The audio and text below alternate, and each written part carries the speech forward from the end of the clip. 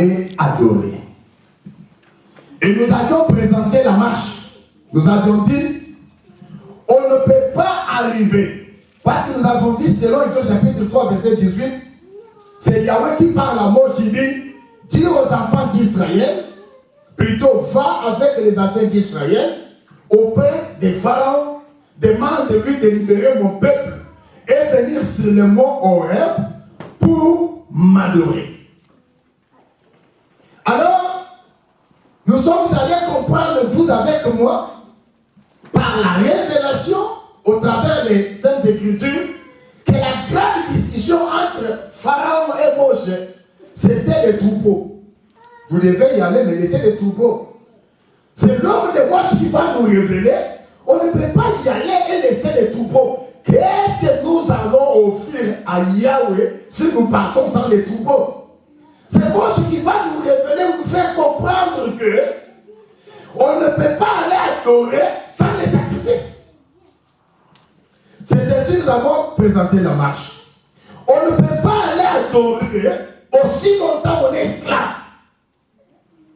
Le dimanche passé, nous avions dit, un esclave n'a pas droit à l'adoration. Parce que c'est une personne qui est liée. Ça va? Ça va? C'est une personne qui est liée. Et le dimanche passé, nous sommes allés comprendre que un esclave en réalité, c'est un pécheur. Parce que Paul nous a révélé que quand quelqu'un vit encore dans le péché, c'est un esclave. Nous avons les esclaves sexuels, qu'on appelle les obsédés sexuels. Moi, si une once faut y a couple là. Mon bal une once faut à couple là. Ça va? Ça va? Je ne suis pas là pour comptabiliser les péchés. D'abord, les péchés, par la définition, c'est l'incrédulité. L'incrédulité face à la volonté de El Shaddai. Ça va? Alors, nous sommes allés aussi comprendre que pour être libéré de l'esclavagisme et devenir libre, pour se rendre au lieu qui quitte et adorer Yahweh, il faut d'abord accepter la consommation de l'agneau. Nous sommes allés révéler l'agneau en question, c'est la parole. L'agneau a une année. Nous avons compris que l'agneau en question a été pris dans les 10 jours, et les 10 jours, ça représente l'Égypte, dit c'est le commandement. Les 1/10, les 10, là, c'est l'amour. L'amour de El Shaddai manifesté, c'est l'agneau que Jean avait vu. Jean chapitre 3, verset 16. C'était toujours dans la marche. Pas dans la marche, nous avons dit, nous avons présenté, il y a 3 conditions pour arriver sur les lieux d'adoration, consommation de l'agneau. Une fois qu'Israël avait consommé l'agneau, nous avons vu le dimanche passé la présence du sang. Le sang qui a été répandu de l'agneau et plaqué sur le linteau signifiait la rédemption. Et quand il y a eu la rédemption, Israël était libéré. Mais pour qu'on voie ce sang-là et être libéré, il faut consommer l'agneau dans sa totalité. Et les sabots et l'intérieur. Donc, parler de l'agneau dans sa totalité. La parole de Dieu, il faut le prendre dans sa totalité. Il ne faut pas prendre une portion qui te plaise et puis s'accrocher et dire c'est la parole de Dieu. Si tu prends en moitié, tu rejettes les autres, tu es coupable de tout. Mais il y a aussi des hommes de Dieu qui se servent de cette parole pour couvrir leurs faiblesses. Il y a aussi des enfants de Dieu qui se servent de cette parole pour couvrir leurs faiblesses. Parce qu'il y a des gens qui tombent aujourd'hui, qui sont dans les péchés, ils sont en train d'utiliser l'écriture de Pierre. Oh non, non, non. Moi, je ne pêche pas, mais j'ai bronché. Broncher, cela veut dire j'ai tombé. Oui, nous croyons qu'il y a bronchement. Nous croyons qu'il y a faiblesse. David avait aussi tombé. Parce que de tomber de faiblesse, ce n'est pas seulement mentir. David a pris la forme d'autrui. Il a même détruit, donc, comment dire, son mari. Mais David s'est repenti. Un enfant de Dieu, réellement, qui est tombé ou qui a bronché, Il est vrai que tu es tombé, je ne sais pas la couleur de ton péché, le nom, mais on doit constater en toi la repentance. Après avoir tombé, prendre la décision d'abandonner. Parce que David, après avoir pris Bathsheba et fait tuer sa femme, il n'a jamais encore tombé. Si tu as le verset, tu me le donnes, je viens ici, je ne réponds. Après avoir tué Uri, quand la parole d'El Shaddai est venue vers David pour l'interpeller, tu as pris la femme d'autrui et tu as fait périr son mari. David a passé des jours de jeûne pour demander pardon à El Shaddai. C'est pourquoi je dis à quelqu'un ce matin, je vous révèle. Nous sommes tous des saints. Vous les croyez? Amen. Amen. Oh, il y a des pécheurs ici. Quels sont les pécheurs? J'ai partagé avec ma fille bien-aimée. Je lui disais, Seigneur, pasteur, prie pour nous pauvres pécheurs. Elle m'a dit, non, toi tu n'es pas pauvre pécheur. Nous sommes tous quoi? Des saints. Qu'est-ce que fait de nous des saints? La parole pire, c'est le Seigneur. Et Seigneur, après avoir prêché, il dit, vous êtes pire à cause de la parole que je vous ai annoncée. Ce qui fait de nous des saints, c'est la pire parole. Nous sommes des saints, mais nous sommes imparfaits. Nous luttons tous les jours pour atteindre la stature parfaite de Christ. Un enfant de Dieu, il est celui qui a le cœur de David. Le cœur de quoi? De la repentance. Quand tu tombes dans une erreur, reconnaître ton erreur, confesser et avancer. Mais quand nous te voyons s'éterniser là, tu n'es pas tombé, c'est ta vie. C'est toi qui es le pécheur. Quelqu'un a compris? Je n'ai pas avancé. J'ai mal parlé. Oh non, papa. Nous tout le monde est dans mon sang. Mais qui est aussi? Nous sommes des séparés, nous avons ici la paix, hein? Parole. Et nous luttons pour atteindre la perfection. C'est ça le rôle des Éphésiens 4, les ministres de la parole. De nous enseigner parce que dans l'Éphésiens chapitre 4, verset 11, il a fait des autres comme. Quelle est la mission? C'est la mission d'amener le peuple à la perfection pour le perfectionnement des saints en vue de l'œuvre du ministère. Quelle est l'œuvre du ministère? Paul dit, il n'y a pas plusieurs ministères. Nous avons qu'un seul ministère, c'est le ministère de la réconciliation. En d'autres mots, le ministère de la réconciliation, c'est la repentance. À l'église, il faut nous prêcher la repentance. Amen. Il faut se maintenir sur le péché. Papa mouillé, déjà m'a dit mouillé. Oh, les Français, pardonne-moi, je reviens. Comme vous savez, mes surgis me rappellent. Mais surtout moi là, je ne parle pas français. Hein? Regardez dans ma classe de la dame, vous comprenez? Ça va? J'ai mal parlé? J'ai mal parlé? J'ai parlé ici sur le combat spirituel. Dieu va te venir, tu rentres dans de l'avant. Dieu ne viendra pas dans une terre pierrée planter la semence. Avant de venir dans une terre, qu'est-ce qu'on fait pour planter? On labore d'abord la terre. Comment la terre est pierrée? Quelqu'un qui a en soi l'incrédulité racinée. Et tu viens nous prêcher la bénédiction. Tu viens pour planter la semence. Non. Enlève d'abord les pierres comme un véritable. Comment on appelle ces gens-là? Ces gens-là. Non, les laboureurs, c'est trop bien. Il faut aller à l'université. Comment on les appelle? Les agronomes, papa. Voilà ce que j'attendais.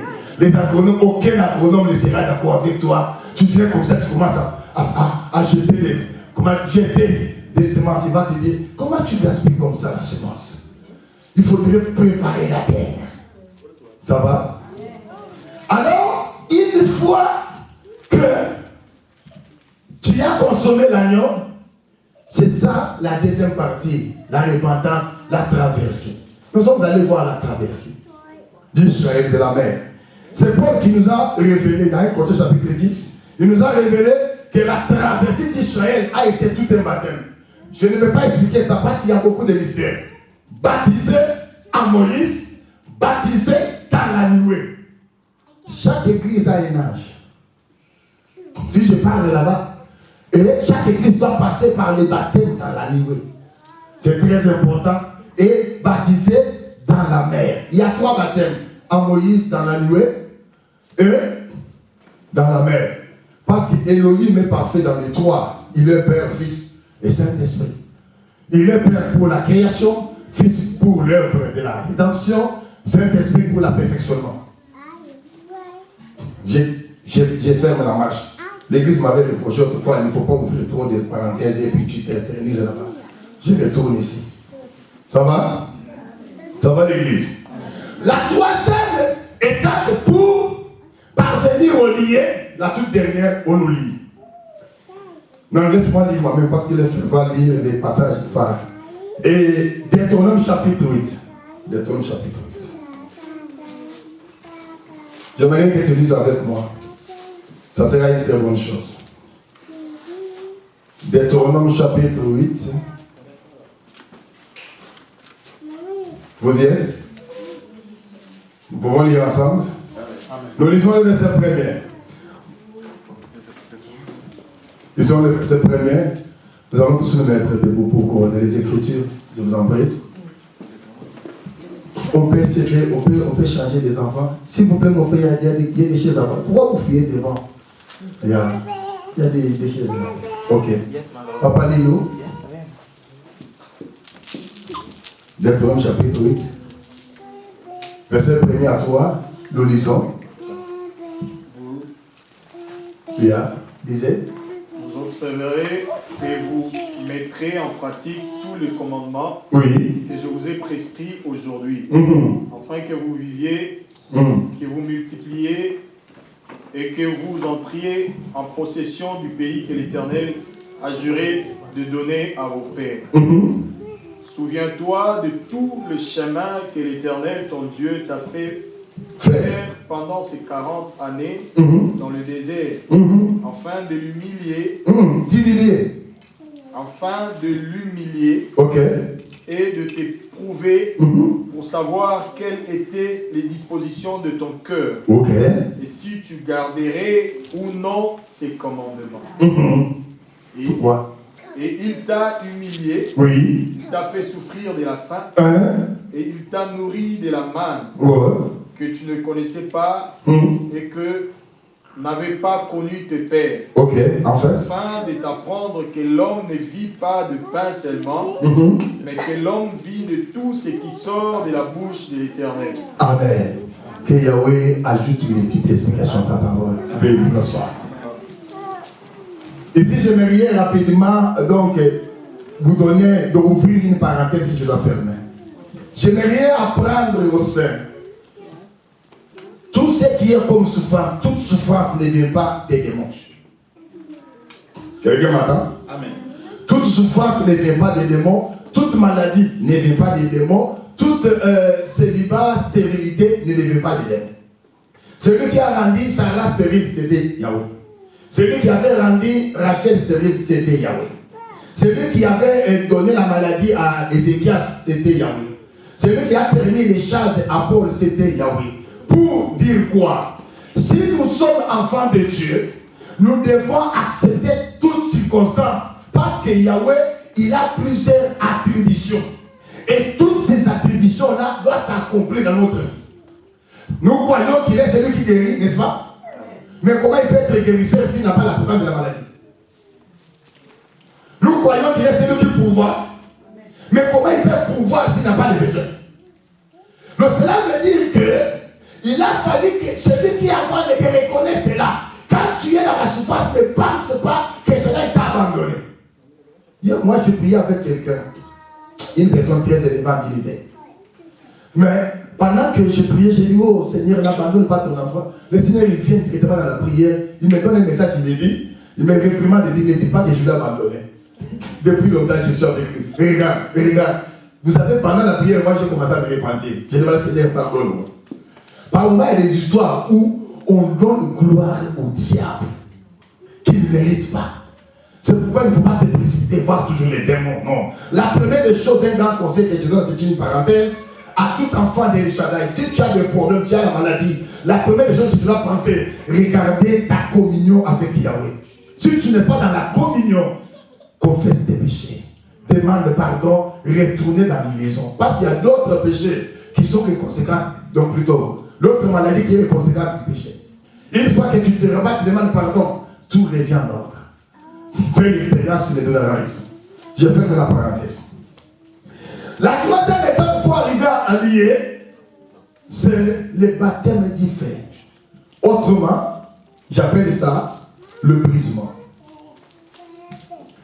Après avoir consommé l'agneau qui est la parole, il faut passer par la repentance. Parce que par la repentance, il y a le baptême qui nous entend, qui est l'engagement. Engager ta vie à Shaddai. Après avoir engagé ta vie à Yahweh, tu dois passer par le brisement, le désert. Il n'y a pas Canaan sans le désert. Aide-moi, dis à ton voisin, il n'y a pas Canaan sans le désert. Dis-lui. Ah, tu ne me pas dire. Non, regardez-le au bleu de Dieu. Dis-lui, il n'y a pas Canaan sans le désert. Vous savez, vous allez m'excuser.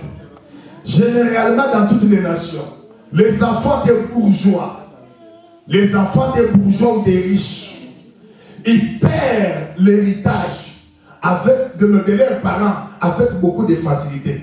Pourquoi? Parce qu'ils ne connaissent pas la souffrance de ces acquis.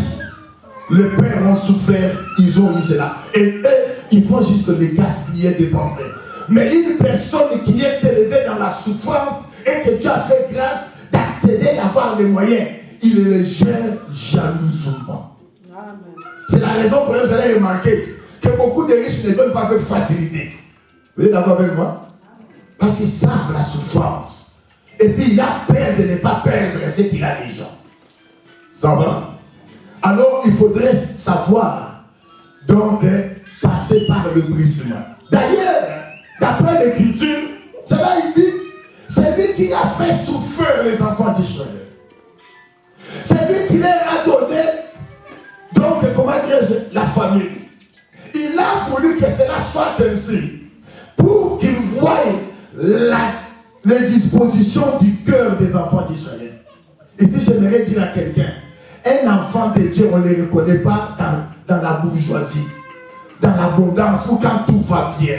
Un enfant de Dieu, on lui reconnaît quand tout ne marche pas. C'est à ce moment-là qu'on peut reconnaître. Parce que nous avons vu beaucoup qui nous ont donné l'image d'être enfants de Dieu. Mais quand la souffrance vient, ils sont prêts de se rendre dans une maison d'un féticheur. À cause d'une maladie, ils sont prêts de se rendre auprès d'un féticheur. Oh, j'ai besoin de la guérison. Mais un enfant de Dieu ne le ferait pas. Parce que c'est le moment. Alors, j'aimerais exhorter quelqu'un. Tu es dans la souffrance, laisse-moi te dire. Ta souffrance, ta situation qui ressemble un peu difficile là, Yahweh est en train de te tailler, de te façonner. Parce que demain, il va te donner la gloire. Quand tu seras dans la gloire, tu vas comprendre le parcours. Quand quelqu'un n'a pas de parcours, il n'a pas moyen. C'est pourquoi je vous dis, en vérité, pour gérer même la chose publique, je dois avoir des parcours. Pour gérer même donc, comment dire, la chose de Dieu, tu dois avoir les parcours. Le parcours va te servir de l'expérience. Quelqu'un est d'accord avec moi? Parce que quand Élie va libérer son manteau à Élisée, Élisée va prendre seulement le manteau. Mais Élisée, il va répéter les actions d'Élie. Parce qu'il voyait qu'est-ce qu'Élie faisait avec les manteaux. S'il ne voyait pas, il n'allait pas comprendre. En allant pour qu'Élie puisse partir, il a usé son manteau pour séparer l'eau. Ils sont partis. Donc en retour, Élisée va prendre le même manteau. Parce qu'il n'y avait pas de bac, il n'y avait pas de pilote. Il va se servir seulement avec les manteaux.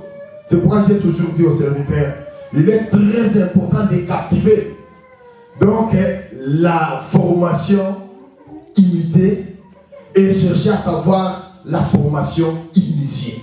Il y a la formation imitée et la formation initiée. Tu peux voir, mais sans pourtant comprendre que cela se passe. C'est pourquoi j'ai toujours conseillé aux gens, ne fais pas ce que moi je fais. Ce que moi je fais, je sais pourquoi je l'ai fait et je comprends pourquoi je l'ai fait et j'ai la capacité de maîtriser ce que je fais. Comme quelqu'un me disait, ah, comment ça tu passes là, on ne va pas t'arrêter. Là où on peut t'arrêter, toi, moi je vais passer. Parce qu'il suffit que je vienne, si je viens totalement moi, j'ai dit là, Shaddai, oh, mais Élie, tu l'as rendu invisible. Là, le kawana mon bébé, je vais passer comme ça, mon bébé. Yo, so Légi, Hey, Camille, mec. Can you give me your driver's license? Mais moi, je vais passer. Je vais passer. Je vais passer. Ici, Yahweh a fait passer Israël au baptême du feu, le brisement. Bien-aimé, vous allez m'excuser, je n'aime pas parler de moi. Shaddai m'appelle le temps plein. En tout cas, j'avais une position de la vie. On m'appelle le temps plein pour le servir. Je n'ai pas de partenaire. Je n'ai pas quelqu'un comme partenaire. Je n'ai pas. Alors c'est moi-même là qui va commencer à louer la parcelle. C'est moi-même qui va payer les loyers. C'est moi qui va faire tout. Vous m'entendez? On t'appelle comme ça. Et j'ai commencé à faire ça. À un moment donné, donc tu fais que des sorties, il n'y a pas d'entrée. Tu fais que des sorties, il n'y a pas d'entrée. Tu fais que des sorties. Alors vous savez, lorsqu'on vient là, demain après demain, je me retrouve, je marche plus. J'ai dit, non, si je touche là-bas, je risque un jour de ne pas manger. Je commence à marcher comme ça. Alors j'ai rencontré mon directeur direct. Alors il passe dans sa voiture, il me voit, il freine un peu la voiture. Il appelle Philippe. Je regarde, il fait ça. Je dis, quoi? Ça fonctionne. Comment quelqu'un peut démissionner dans une position où tout le monde, il y a des gens qui sacrifient leurs parents pour dire que Dieu m'a parlé, et sa situation est en train de se dégrader au lieu d'avancer. Donc pour lui là, ce n'est pas Dieu. C'est pourquoi j'ai dit que ne pensez pas quand Dieu devient enfant de Dieu, tu ne tomberas pas malade. Ne pense pas ça. Que quand Dieu devient enfant de Dieu, tu ne peux pas tomber malade. Non. Tu tomberas malade. Ça va? C'est le brisement, ça va se passer. Alors, quelqu'un qui est brisé, c'est une personne qui est taillée, façonnée. Cela veut dire quand Yahweh te prend, il doit enlever en toi tout ce qui est comme le saveur du monde. Il doit enlever ça. C'est ça l'image du bois d'acacia. Quand je ordonne à Moïse de prendre le bois d'acacia, il dit, moi je prends le bois d'acacia et tu vas les taler donc sous le soleil afin que le soleil puisse donc brûler les bois et en finir tous les os qui sont à l'intérieur. Donc aucun menuisier ne sera pas donc en harmonie avec moi. Donc pour faire des meubles ici, on utilise des bois, mais il faut attendre que ces bois-là puissent sécher. N'est-ce pas vrai? Si le bois n'est pas séché, si le bois va sécher sur la place, il va tordre, il va changer de position. Il faudrait que, donc, d'office, que le bois puisse sécher avant même qu'il soit mis en œuvre. Oh, ce mouvement-là, c'est le mouvement que nous voyons dans les cantiques des cantiques. Oh, je dois vous parler ça.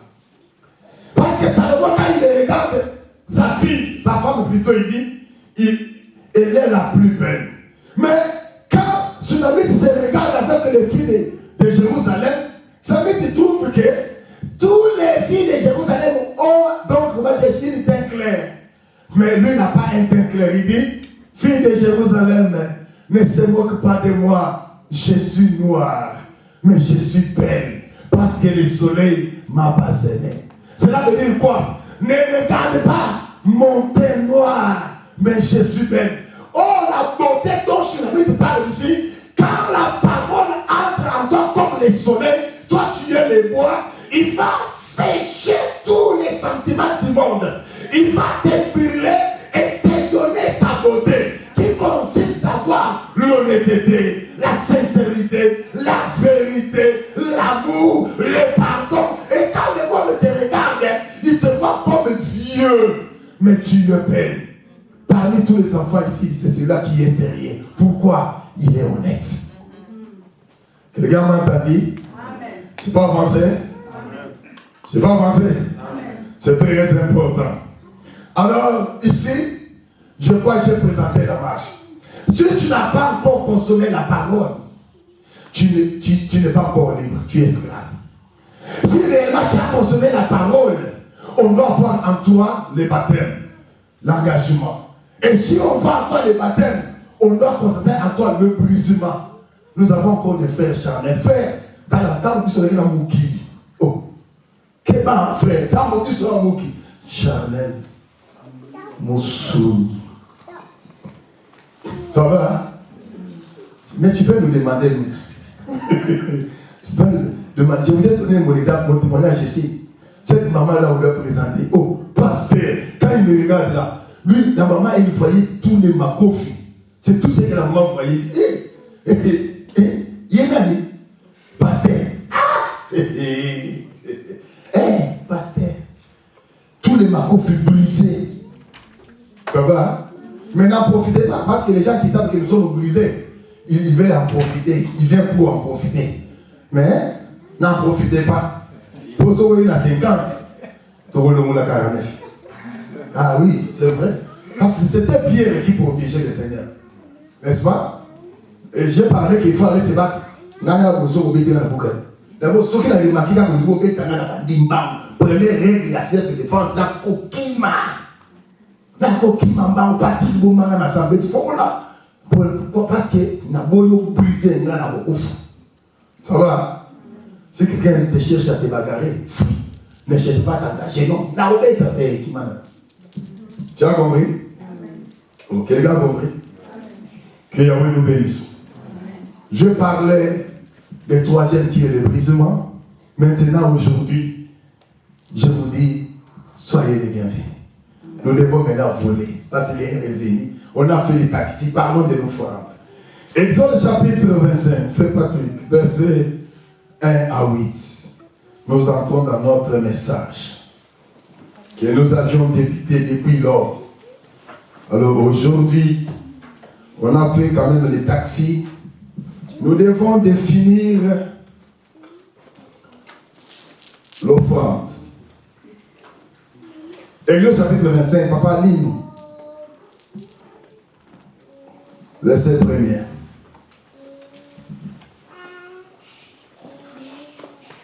Jusqu'au verset 9. Suivons ensemble la lecture. Je vous en prie.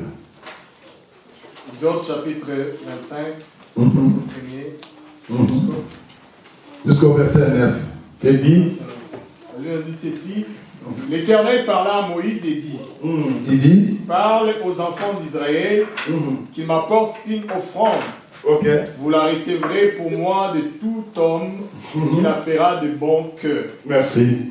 Voici ce que vous recevrez d'eux en offrande. De l'or, de l'argent, de l'airain, des toffes teintes en bleu, en pourpre, en cramoisi, du fin lin et du poil de chèvre.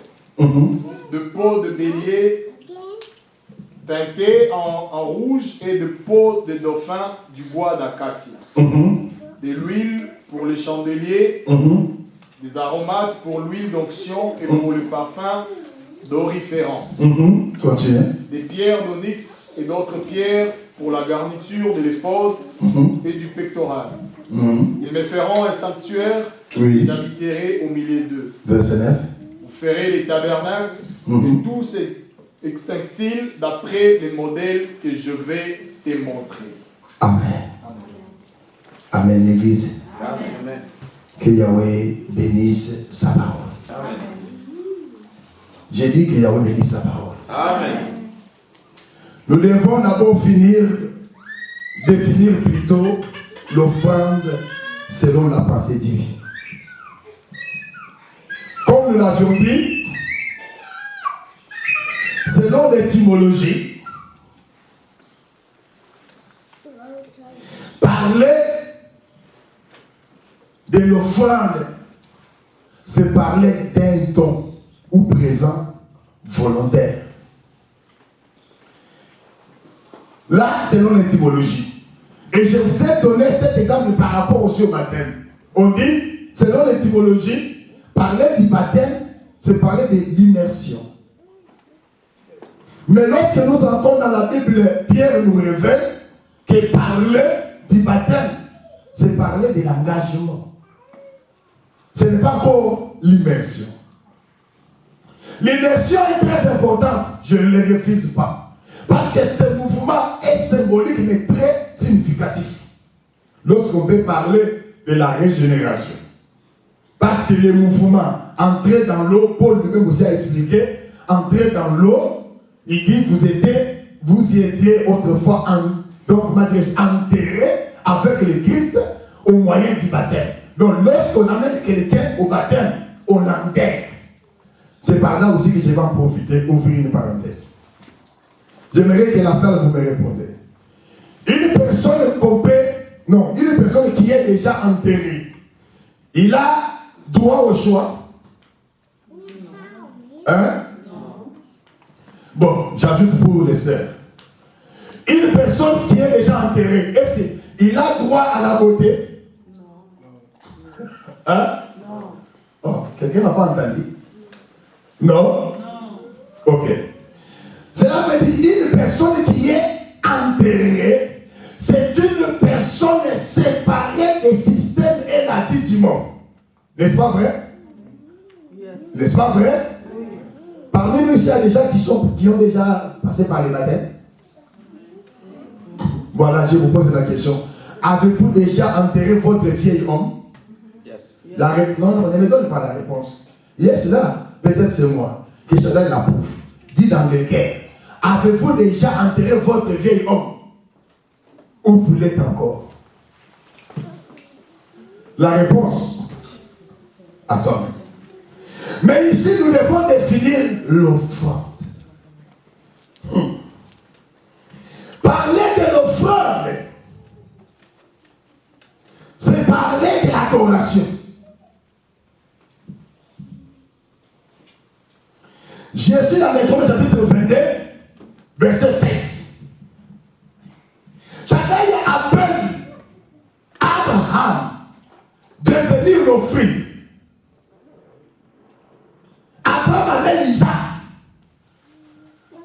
comme l'offrande. Et Isaac, il était habitué de montagne en montagne avec son père pour adorer El Shaddai. Au cours de la route, l'enfant va retourner regarder son père. Il dit, nous partons pour adorer, mais notre adoration, père, risque d'être incomplète. Et j'ose croire, son père lui a dit, qu'est-ce que tu as remarqué? Il dit, parce que je vois les faits, je vois les bois, mais où est les sacrifices? Où est l'agneau? C'est ça le verset 7. Donc, sans l'offrande, il n'y a pas d'adoration. Parler de l'offrande, c'est parler d'adoration. Voilà pour laquelle, la raison pour laquelle, au trône divin, Jésus dans le chapitre 5, les 24 veillants possèdent et tous des coupes remplies de parfum.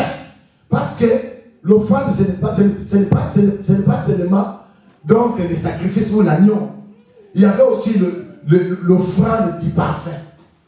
Les 24 veillants possèdent tous des vases remplis du parfum pour l'offrande. Et lorsqu'ils veulent donc adorer, ils repassent cette offrande devant les trônes pour adorer. Ce mouvement-là, nous allons en parler lorsque nous allons arriver à la fin. Nous allons en parler. C'est très important. Ça va l'église? Parler de l'offrande, c'est parler de l'alliance. Parler de l'offrande, c'est parler de l'alliance. Dans le chapitre 16, Moïse descend la montagne au verset 16, il descend avec la loi. Moïse prend l'animal, il va corriger, c'était le matin, il va égorger l'animal et répand les sangs. Et il proclame l'alliance. Il déclare, voici l'alliance que Yahweh a traitée avec vous, Israël. Au moyen de quoi? Au moyen de l'offrande, l'animal. C'est la raison pour laquelle l'Église, pour montrer qu'il est le véritable, donc offrande ou agneau, il va prendre le vin avant, dans la nuit même du jour de sa mort. Il prend le vin, il prend le pain. Il représente le vin comme le sang. Il donne à son peuple. Il représente le pain comme son corps. Il donne à son peuple. Il dit ceci, prends ce pain, c'est mon corps. mangez-les. Après avoir mangé le pain, il dit, prends donc cette coupe et buvez-les, ce mon sang. C'était sang d'une nouvelle alliance. Oh, le sang que lui avait présenté, c'était le sang qui était venu des sacrifices. Parce que lui-même, il était des sacrifices. Je me fais comprendre? Donc, parler de l'offrande ici, c'est parler aussi de l'alliance. D'après Dieu, Dieu lui a présenté combien? 2. Parler de l'offrande, c'est parler de l'adoration. Parler de l'offrande, c'est parler de quoi? De l'alliance. Parler de l'offrande, c'est parler aussi de la consécration. Je suis dans le livre de Romains chapitre 12. Au verset 1er, Paul dit ceci, mes frères, offre vos corps comme une offrande. Non, comme un sacrifice agréable. Donc, en d'autres mots, Paul voulait parler aux enfants d'Israël. Vous devez vous consacrer à Yahweh. Shalom l'église. Malheureusement, beaucoup de ceux qui se disent enfants de Dieu ne veulent pas une vie de consécration. Savez-vous que celui qui nous a rachetés, la Bible dit, il nous a rachetés de toute tribu, toute langue, il nous a formés un royaume de quoi? Oh, je n'entends rien. Un royaume de quoi? Oh, les sacrificateurs ont été représentés en œuvre. Quand Israël entre au Canaan, on fait le partage des terres. Yahweh refuse de donner la terre à Lévi. Il dit, Lévi est consacré à moi. Oh, parler de Lévi, c'est parler de sacrificature. Parler de sacrificature, c'est parler des gens qui sont consacrés. Donc, quand Shaddai a dit, il a racheté, il a fait de nous un royaume de sacrificateurs. Nous sommes une assemblée de consacrés. Les mis à part.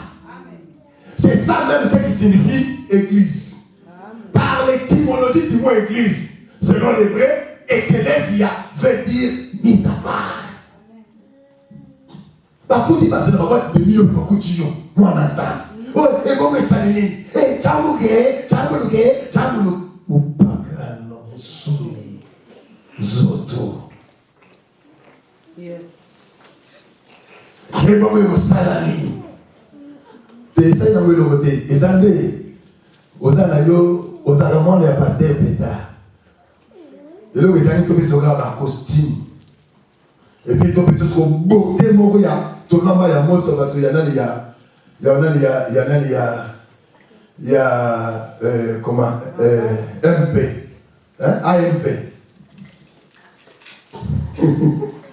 Shalom église. Que le pasteur pétard me pardonne la vitesse. Ça va l'église? J'ai mal parlé? Non. Je crois que vos visages vont changer. Vous voulez me l'appeler? Shalom église. Shalom.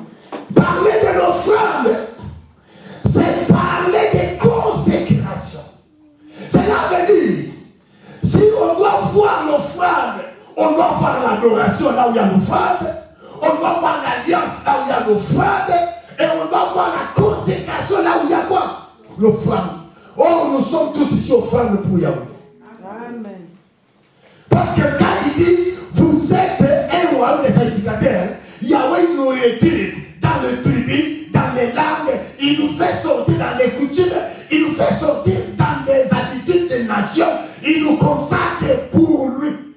Il nous consacre pour lui. Tu dois te faire remarquer là où tu es. Partout tu es, que toi là, tu ne ressembles pas aux autres, tu es un enfant de Dieu. La Bible dit, vous verrez la différence entre les justes et les méchants, entre ceux qui servent Dieu et ceux qui ne le servent pas. Un verset mal prêché dans les dénominations. La différence entre les justes et les méchants, ce n'est pas que les païens n'ont pas de véhicule, vous en avez. Les païens n'ont pas d'enfants, vous en avez. Non. La différence, c'est dans les êtres. C'est dans les comportements. C'est dans la conduite. Là, on a trouvé la différence des enfants de Dieu. Nous Non, non, ne dis pas, ne nous dis pas que tu es enfant de Dieu. Tes sœurs vont les témoigner. Ces jours-là, les apôtres passaient à Antioche. Quand les gens de l'Antioche l'ont regardé, ils l'ont observé, ils ont bien dit non, non, non, non, non, non. Ces gens ici, ils sont des magiciens. Vous connaissez magiciens? Les Christ. Ils l'ont appelé, ils sont des Christ. Par quoi? Par leur comportement. C'est pourquoi il était difficile que Pierre, donc, qu'il puisse arriver à s'échapper. Pierre a cherché à se cacher. Il suivait le Seigneur en catimini pour voir et savoir qu'est-ce qui va lui arriver. Une fois m'a observé, papa, même si tu le nies, mais ta façon de parler là, tu n'as pas un langage comme nous. Hey, ça doit se différer. Ça doit se différer.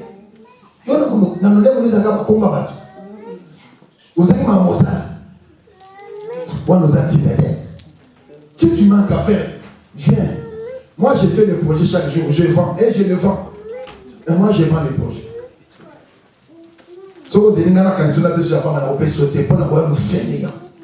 Alors, tu vas acheter les projets. Je te donne les projets. Et tu n'as pas les faire de faire les projets. Et manque à faire. Ça va? Ça va? Oh. Ça va l'église? Amen. J'ai mal parlé? Non. J'ai mal parlé? Non. Que Yahweh nous bénisse. Amen. Que Yahweh nous bénisse. Amen. Nous allons revenir sur l'offrande parce que nous parlerons de l'offrande par rapport à l'agneau.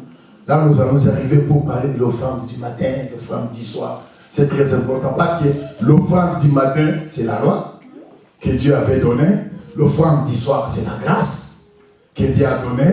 Et l'offrande du matin a été que l'ombre des choses à venir, selon Hébreu.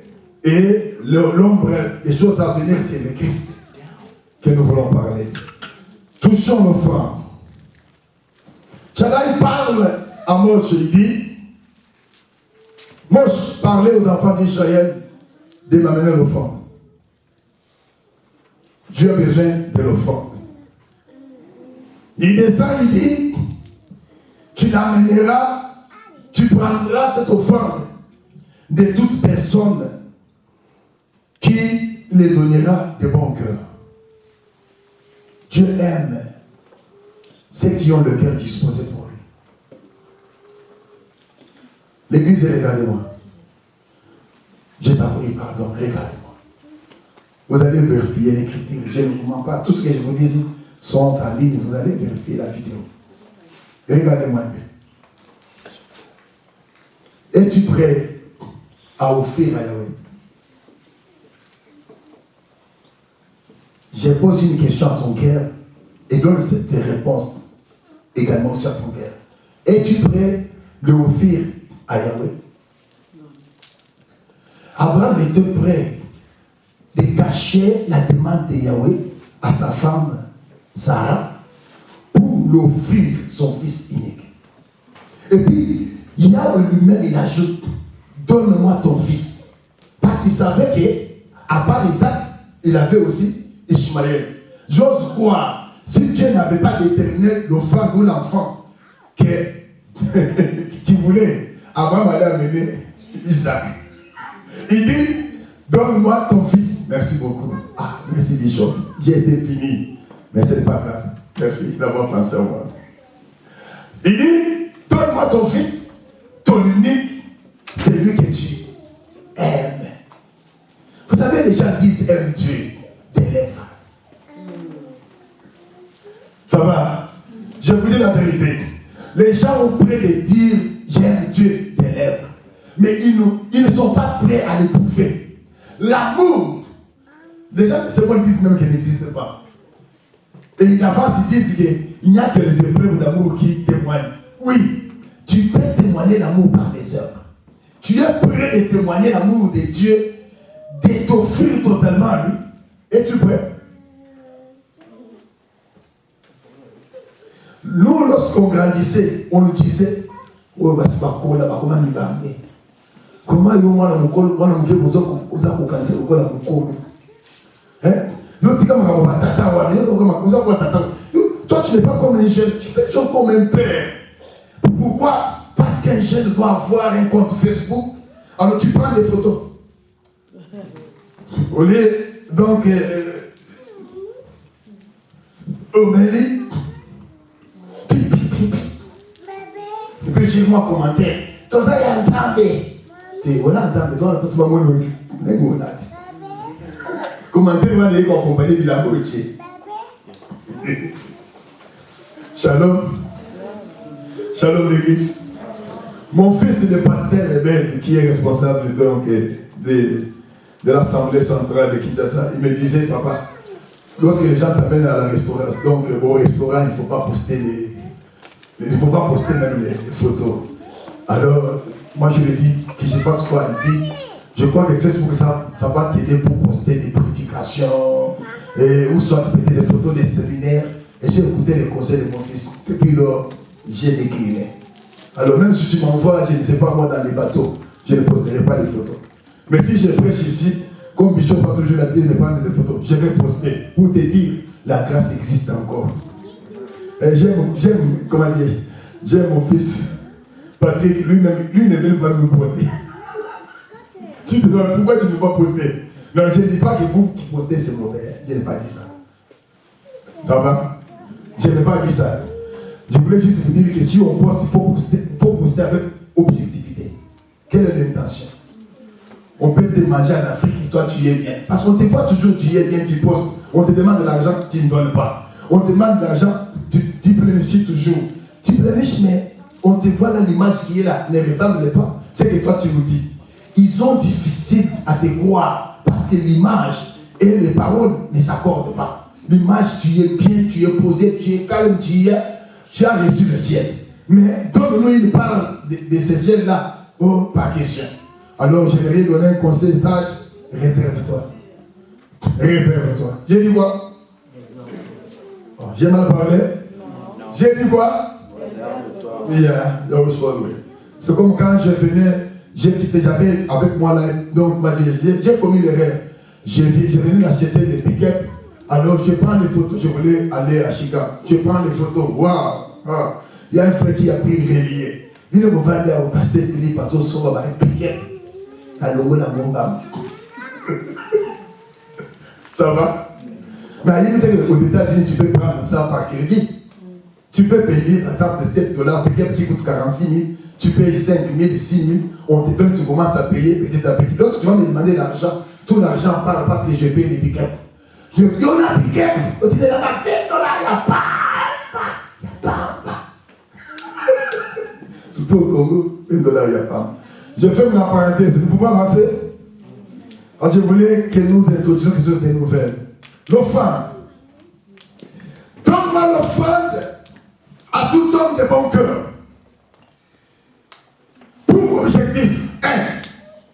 Pour ceux qui écrivent, l'offrande que Yahweh demande dans l'Exode a une mission ou a des objectifs.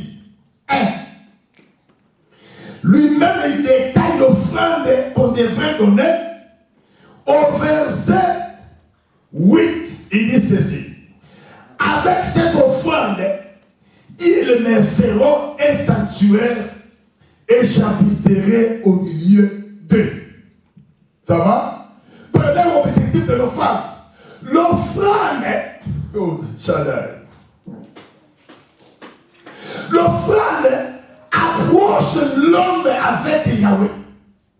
C'est pourquoi je donne le 4e encore définition. L'offrande, c'est un médiateur entre Dieu et l'homme. Sans offrande qui est donnée selon les principes de Yahweh, dit aux enfants d'Israël de me donner ça, ça, ça et là. Avec tout cela, ils feront un sanctuaire et je viendrai habiter au milieu de vous. Si nous voulons que Dieu habite au milieu de nous, il faut quoi? Mais répondez-moi. Il nous faut quoi? Mais cette offrande, ça ne doit pas être de la manière où nous allons nous imaginer.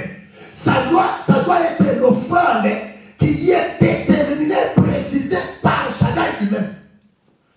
Voilà la raison pour laquelle un jour, Caïn est sorti pour offrir. Abel est sorti pour offrir. Mais quand Yahweh a regardé dans son bon vouloir, dans ses goûts, il a regardé les deux offrandes. Ce n'est pas ce que les gens disent que Caïn avait offert des choses sales. Non. Caïn avait offert les œuvres des semaines. Il était laboureur. Il avait présenté parce que lui, c'est son travail. Après avoir fait les champs, il pouvait prendre que des fruits. Tandis qu'Abel était un élevateur. Donc, un élevateur. Qu'est-ce qu'il va faire? Il a pris quoi? L'animal. Mais dans tous les deux offrandes, c'est-à-dire regarder l'offrande qui est dans sa lignée. C'était l'offrande celle d'Abel. Il a accepté. Ça va. Mais sur le plan prophétique, ça a des mystères. Parce que l'offrande qui vient de terre, c'est l'offrande de Caïn. Caïn, c'est l'image même de Moche. Je ferme la parenthèse. Caïn, c'est l'image de Moche. Parce que Moïse va élever l'autel, selon la terre, avec des choses donc terrestres qui ne va pas créer Yahweh. Si l'offrande de Caïn n'était pas la reproduction d'humain de l'homme, alors Hébreux chapitre 1 n'allait pas intervenir. Tandis que Caïn va présenter l'offrande qui n'est pas de l'homme. Vous savez, pour parvenir donc à faire, et comment dirais-je, une très bonne moisson, il faudrait bien gérer les champs. Il faut l'entretenir bien pour parvenir. Tandis que l'animal grandit par la force de Yahweh. Ce n'est pas les œuvres que tu vas lui donner. Des œuvres peuvent venir, mais c'est là qui fait les grandir. Ça va? Et c'est là qu'il est agréé. Je ferme la parenthèse. Alors, ça, c'est le premier donc, objectif. Deuxième objectif, il dit, vous ferez les tabernacles et tous ces ustensiles d'après le modèle que je vais vous montrer. Parole de Yahweh. Bien-aimé, l'offrande nous rapproche des Shaddai. L'offrande, c'est le médiateur.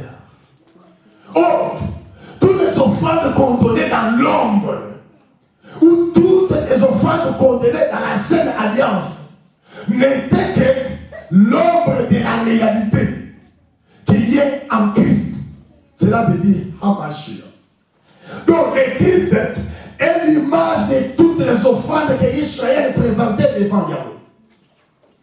Alors, vous allez les présenter l'offrande, et au travers de l'offrande, il y aura des sanctuaires. Et par ces sanctuaires, je viendrai habiter au milieu de vous. Pour que Yahweh vienne habiter au milieu de vous, il faudrait qu'il y ait l'offrande. C'est très important. Et il descend, il dit, vous allez construire les tabernacles selon les modèles. C'est pourquoi, mon frère, j'aimerais descendre un peu plus bas rapidement. Tu offres à Yahweh, tu donnes des offrandes. Je te pose la question. Est-ce que les offrandes que tu donnes là plaisent à Dieu? La question que tu dois te poser. Moi, je faisais l'émission sur Airtag, la chaîne de ACK, avec une soeur. La sœur Sandra.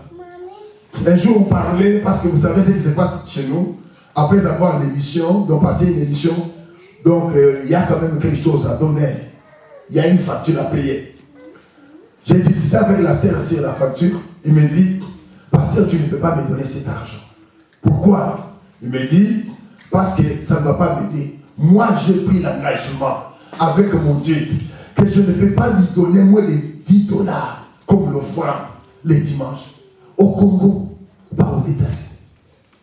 Mais aux États-Unis, pasteur François, chose étonnante, les gens amènent. Vous allez voir les gens qui sont bien habillés là. Je ne parle pas de vous, hein. Ils donnent $1. Très bien habillés. Mais ils ont des baskets de $200. Ils donnent $1 comme offrande. Les autres, s'ils donnent beaucoup, c'est $1. Vous allez dans l'État est fini d'offrir à Yahweh. Les gens ne calculent pas Adonai. Ils ne pensent pas qu'est-ce que même je peux offrir à Dieu. Mais ils sont prêts à offrir donc à leurs invités à la maison. Bon, donc les repas vont coûter beaucoup pour être plein à ces gens-là. Mais c'est lui qui leur donne la force, la santé de se rendre chaque jour au travail. Ils ne savent pas qu'est-ce qu'ils peuvent l'offrir. Ça va l'église? Nous allons y arriver. Mais ici, tabernacle. Oh! L'église, les tabernacles que vous voyez, que Israël avait construit dans le désert, tous les tabernacles là représentaient nos femmes. Les tabernacles en question étaient toute une offrande. Les tabernacles que nous avons dit, Moïse montait dans le désert, étaient une offrande. Quoi? Que Patrick dit moi? Oh, parler du tabernacle, c'est parler du temple. Il y a quelqu'un qui me posait toujours la question, pourquoi tabernacle, tout ça? Tabernacle signifie temple. Mais c'est un temple qui est portatif. Vous avez compris? Vous avez compris? C'est pourquoi vous devez comprendre. Vous devez aussi avoir connaissance de tous ces mots hébreux. C'est très important. Tabernacle signifie temple. Mais ces temples-là, ça peut être monté et démonté. C'est un temple portatif. On peut l'amener partout. Mais lorsqu'on regarde le temple-là, qui est portatif, on dit que c'était une offrande. Oh, le tabernacle frère a aidé Israël pour qu'il y ait des cultes.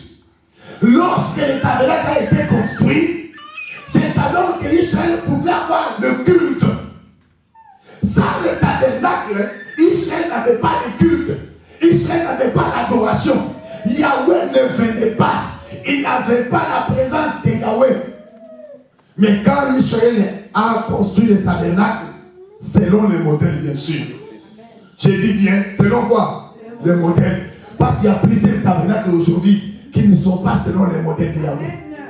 Et là, les gens sont là dans le mouvement, dans le loyéké. Et le loyéké, qui dit Ayete, Azate, à cause de la wana pété. Ayama yayo, Aleweza yayo, Papa, le 3 fois, la Papa, la Papa, Yamaloba, ya Papa. Vous avez aimé? J'ai mal parlé. Shalom. Shalom. Shalom l'église. Shalom.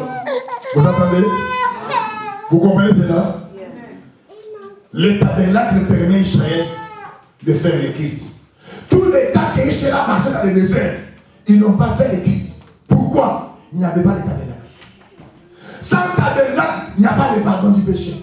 Israël est arrivé au point. Parce que quand le tabernacle était construit, il y avait dans le cour ou dans le parvis le culte des reins.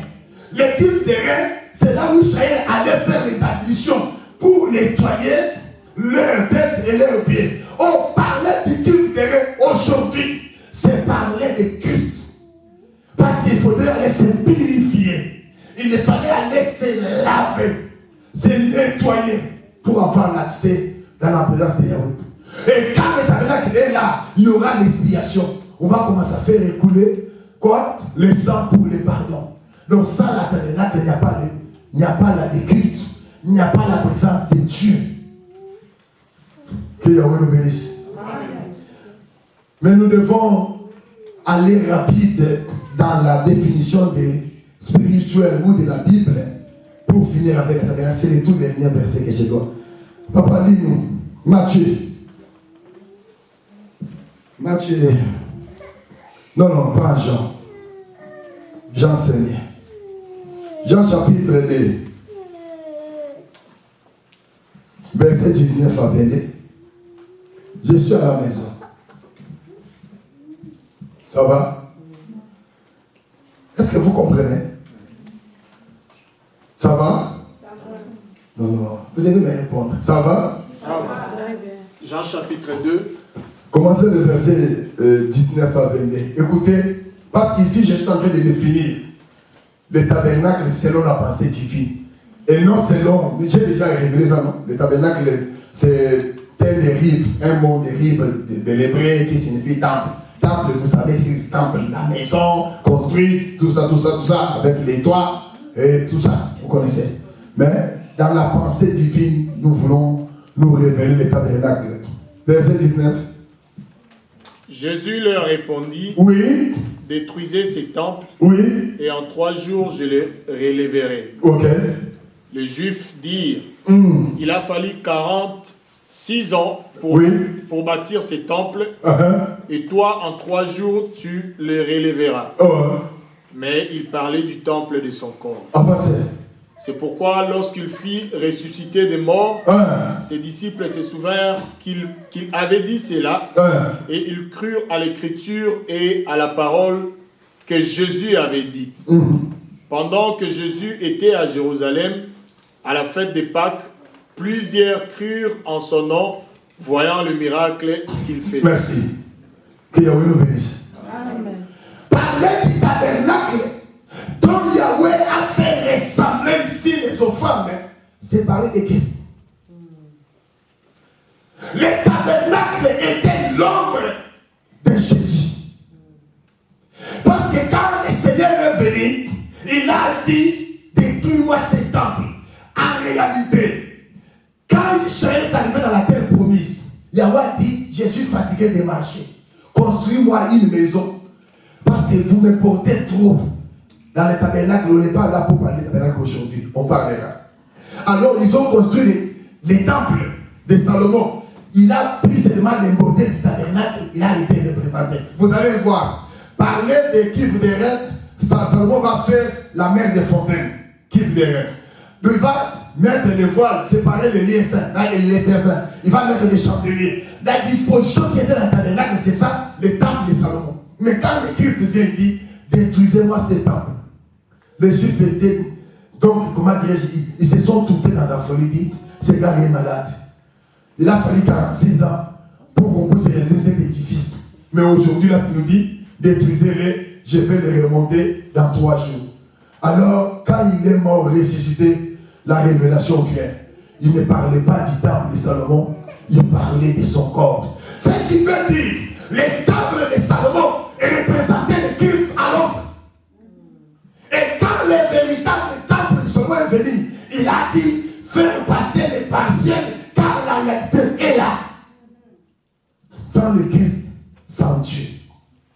Or, si l'offrande est le médiateur, nous devons comprendre le Christ est le médiateur entre les hommes et Dieu. Voilà pourquoi Paul dit, il n'y a qu'un seul médiateur entre Dieu et les hommes, c'est Jésus-Christ, homme. Il est l'offrande véritable, il est l'alliance véritable, il est le tabernacle. Donc, comme nous sommes là, s'il n'y a pas de tabernacle ici, il n'y a pas quoi? Il n'y a pas Dieu, il n'y a pas Christ. Oh, les tabernacles dont je parle, c'est le Christ. Oh, le Christ, c'est Jean chapitre 1er, verset 1er. Au commencement était la parole était avec Dieu, la parole était Dieu. Et cette parole s'est fait chair et est habitée parmi les hommes, c'est le Christ. Si nous nous réunissons ici, si le Christ n'est pas ici, ils habitent tout beaucoup. Il n'y a rien ici. Nous allons faire des bruits.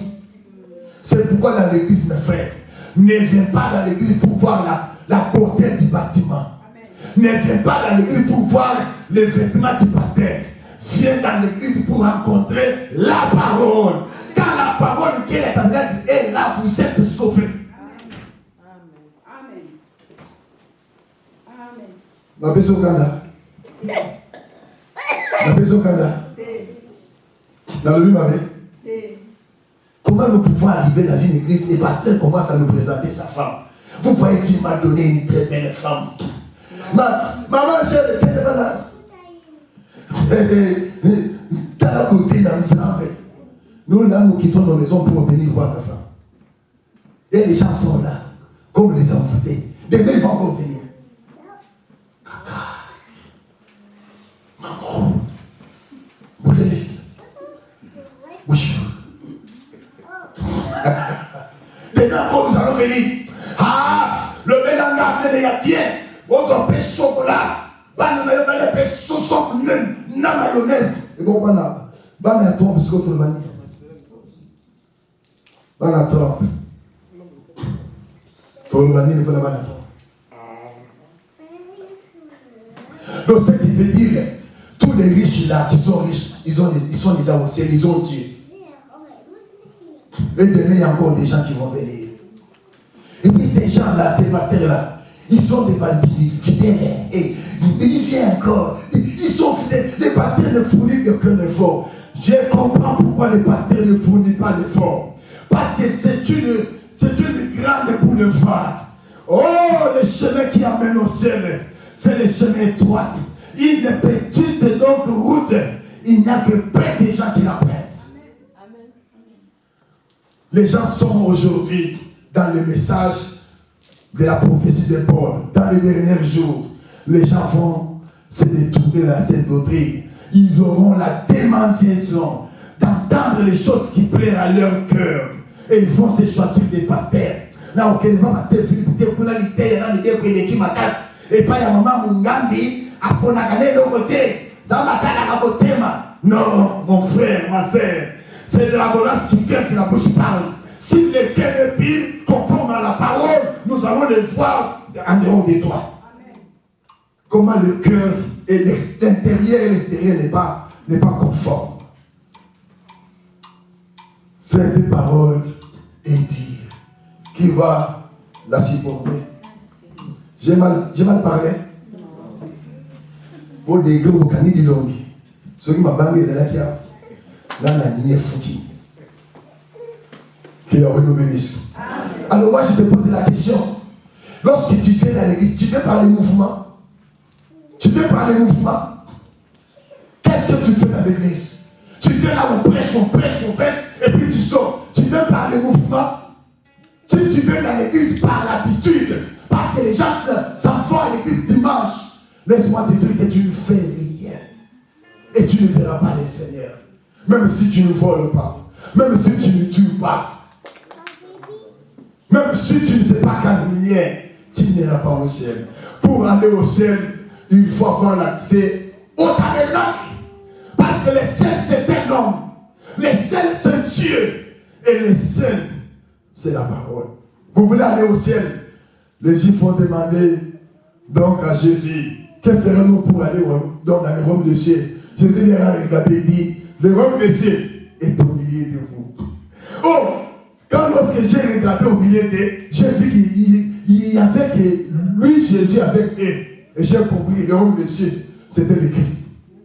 Vous voulez le ciel? Le voilà. Qui veut entrer? Je m'arrête ici. Qui veut entrer? Qui veut entrer au ciel?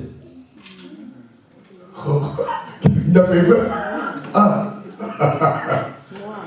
Qui veut entrer au ciel? Acceptez la parole. Acceptez cette parole. Dans sa totalité, tu verras le Seigneur. Nous allons continuer le dimanche prochain. Dimanche prochain, nous serons là. Je vous en prie d'être là. Vous voyez comment j'ai lutté. J'ai lutté pour me faire comprendre. Parce qu'il y a eu des histoires qui me montent dans l'esprit. Je freine ça. J'ai trié. Je vais prendre ça. Je risque de compliquer. Je freine cela. Mais je sais. Ce qui vient de sortir, vous allez finir par comprendre. Parce qu'en vous, vous avez le Saint-Esprit. Moi, je vous crois. Vous êtes des saints. Ne regardez pas tes erreurs. Tu es saint. Oh, dis-toi, je suis saint. Oh, tu as refusé? Dis-toi que je suis saint. Je suis enfant de Dieu. Et déclarer que je vais au ciel. Amen. Nous allons nous mettre debout.